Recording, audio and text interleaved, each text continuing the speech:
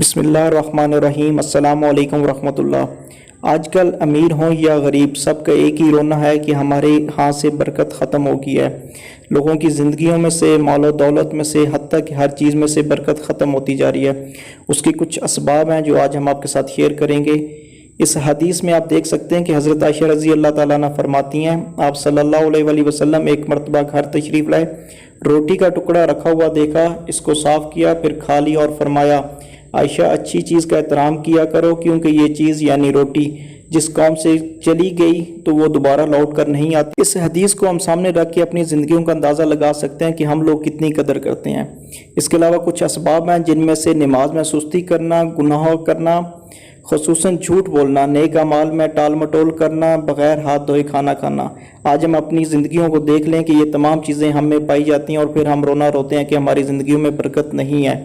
اس کے علاوہ ماں باپ کے لیے دعائے خیر نہ کرنا، اندھیرے میں کھانا کھانا، دروازے پر بیٹھ کر کھانا اور بغیر دسترخوان کے کھانا، یہ تمام چیزیں ہماری زندگیوں میں آج شامل ہیں۔ اور اس کے علاوہ بہت ساری ایسی چیزیں ہیں جن کی ہم قدر نہیں کرتے۔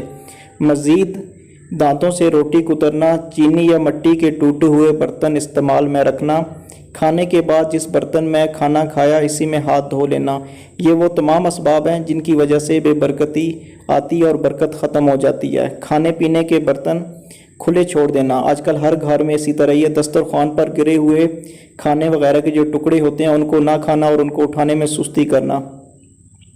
اس کے علاوہ یہ بہت اہم چیز ہے، گھر میں مکڑی کے جالے لگے رہنے دینا، چراغ کو پھونک مار کے بجھانا اور ٹوٹی ہوئی کنگھی استعمال کرنا۔